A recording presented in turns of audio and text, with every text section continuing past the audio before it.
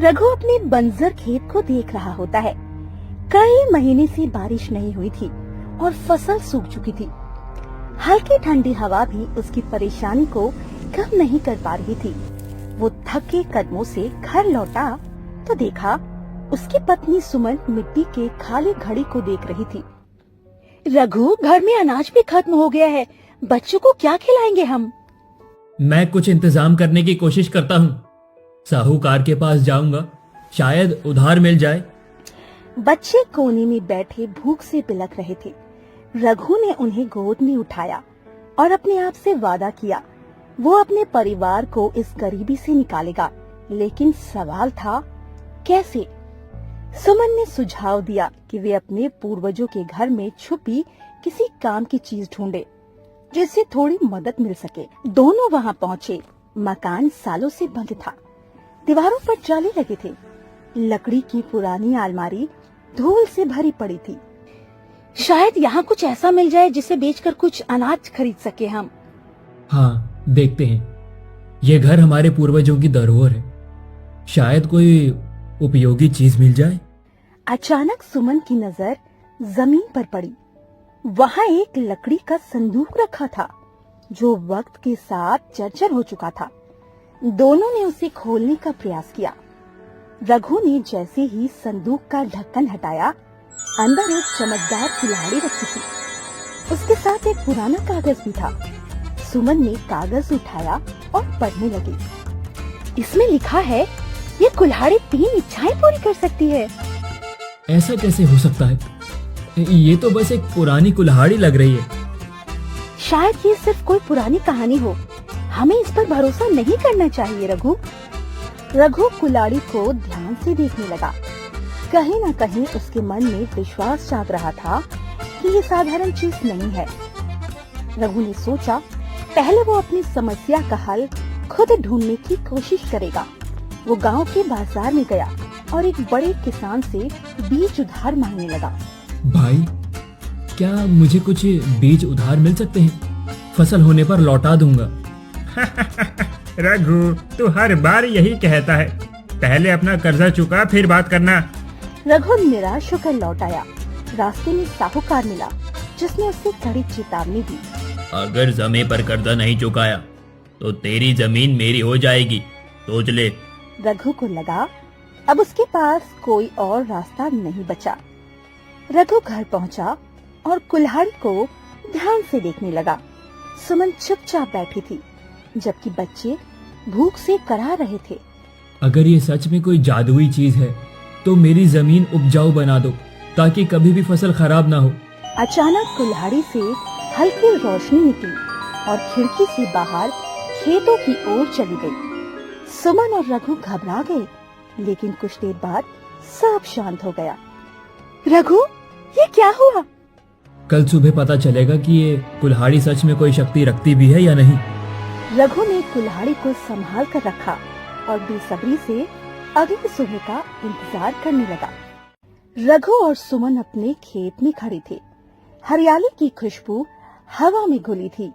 कल तक जो जमीन बंजर थी, आज वहाँ लहलहाती फसलें खड़ी थी।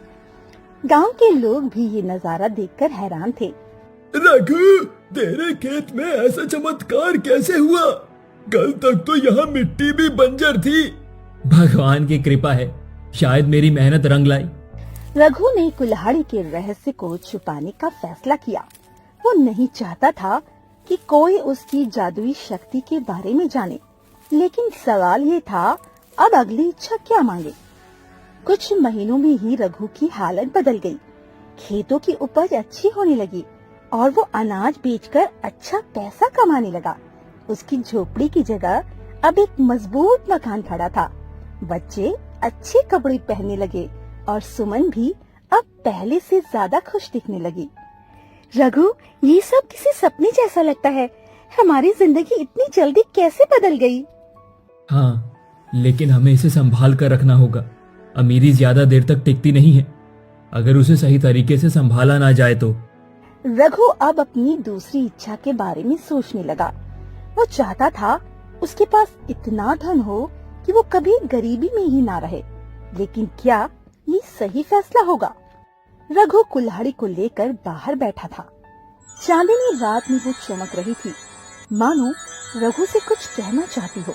अगर तू सच में मेरी इच्छाएं पूरी कर सकती है तो मुझे इतना धन दे कि मेरी आने वाली पीढ़ियां कभी भूखी न रहे। जैसे ही उसने ये कहा, कुल्हाड़ी से तेज रोशनी निकली और आंगन में फैल गई। कुछ ही देर में रघु के घर के सामने सोने चांदी के सिक्कों से भरी हुई संदूकें रखी दिखी। सुमन दौड़ती हुई बाहर आई और ये देख दंग रह गई।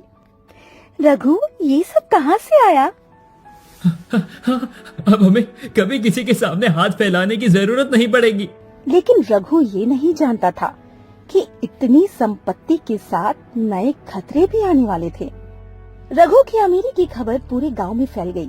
लोग अब उससे जलने लगे थे। कुछ लोग ये मानने लगे उसने कोई गुप्त खजाना खोज लिया है।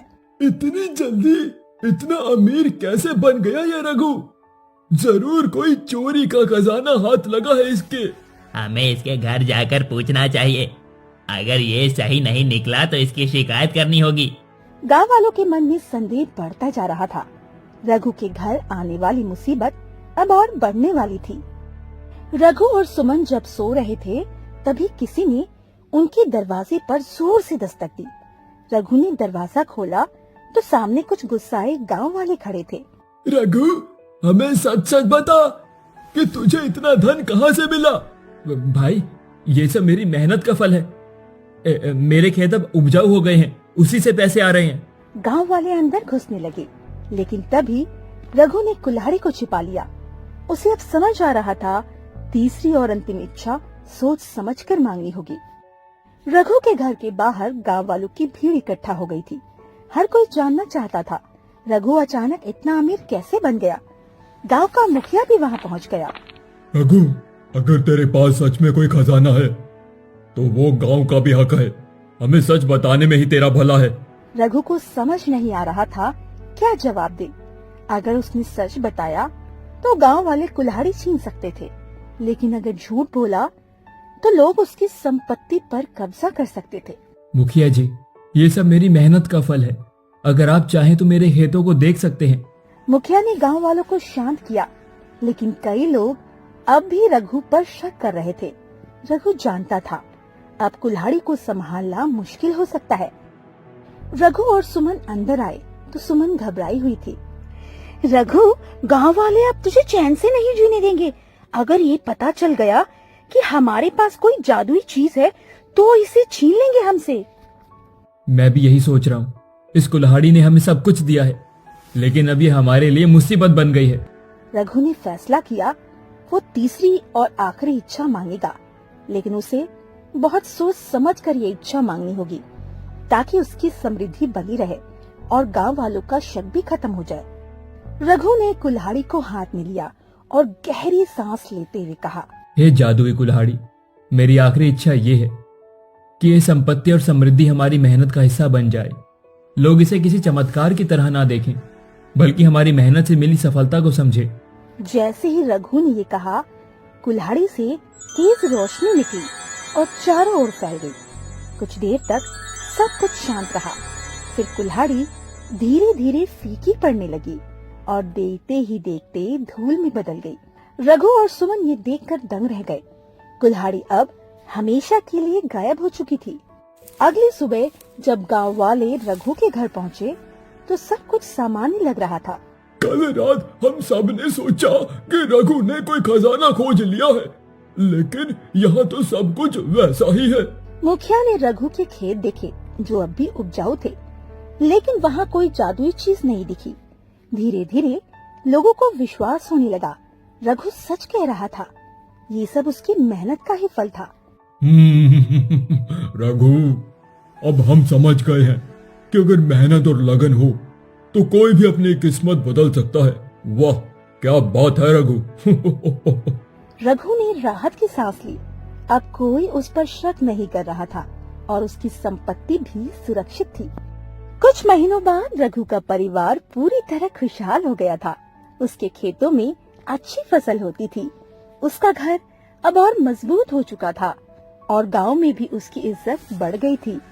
रघु, अगर तूने लालच में आकर कोई गलत इच्छा मांगी होती तो शायद आज हम ये सब देख ना पाते। हाँ, सही कहा। सच्ची समृद्धि मेहनत और समझदारी से ही आती है, किसी चमत्कार से नहीं। रघु को अब समझ आ गया था, असली ताकत मेहनत, धैर्य और सही फैसलों में होती है। जादुई कुल्हाड़ी ने उसे 3 इच्छाएं दी थी, लेकिन असली बदलाव उसके सोचने और फैसले लेने के तरीके में आया था। रघु की समृद्धि की खबर पूरे गांव में फैल चुकी थी। कई लोग अब भी मानते थे कोई जादुई शक्ति ने उसकी किस्मत बदली है। मुखिया ने गांव वालों को बुलाया और फैसला किया, रघु को खुद अपनी मेहनत साबित करनी होगी। रघु, अगर ये सब तुम्हारी मेहनत का नतीजा है तो हमें दिखाओ कि तुमने कैसे ये सफलता पाई है। रघु ने सिर हिलाया और गांव वालों को अपने खेत पर ले गया। उसने उन्हें दिखाया किस तरह उसने फसल उगाने के नए तरीके अपनाए, मिट्टी को बेहतर बनाया और सही समय पर पानी दिया। अगर मेहनत और समझदारी से काम किया जाए तो कोई भी तरक्की कर सकता है। गांव वालों ने उसकी बातें सुनी, लेकिन कुछ अब भी संतुष्ट नहीं थे। गांव के कुछ बुजुर्गों ने रघु के खेत की मिट्टी उठाई और उसकी गुणवत्ता जांची। ये सच था, उसकी जमीन अब पहले से ज्यादा उपजाऊ थी, लेकिन इसमें कोई जादू नहीं था।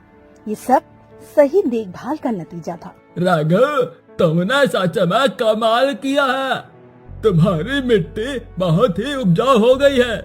मुखिया ने गांव वालों की ओर देखा और मुस्कुराया। हमने रघु पर शक किया, लेकिन आज उसने साबित कर दिया कि मेहनत ही असली जादू है। धीरे धीरे गांव वालों का शक खत्म होने लगा। रघु अपने आंगन में बैठा था। सुमन उसके पास आई और उसके चेहरे की शांति को महसूस किया। रघु, तुझे डर था कि गांव वाले तुझसे सब छीन लेंगे, लेकिन देख, अब वे तेरा सम्मान कर रहे हैं। ये कितनी अच्छी बात है ना? रघु मुस्कुराया और अपनी बेटी गुड़िया को गोद में उठा लिया। हाँ सुमन, मैंने आज सीखा है कि असली ताकत मेहनत और समझदारी में ही होती है, किसी जादू में नहीं। अगर हम अपने काम में ईमानदार हैं तो कोई भी हमें गलत साबित नहीं कर सकता। रघु अब गांव में एक सम्मानित किसान बन चुका था। गांव के अन्य किसान उससे खेती के नए तरीके सीखने आने लगे। रघु, हमें भी बता कि हम अपनी जमीन को कैसे उपजाऊ बना सकते हैं। रघु ने मुस्कुराते हुए हामी भरी।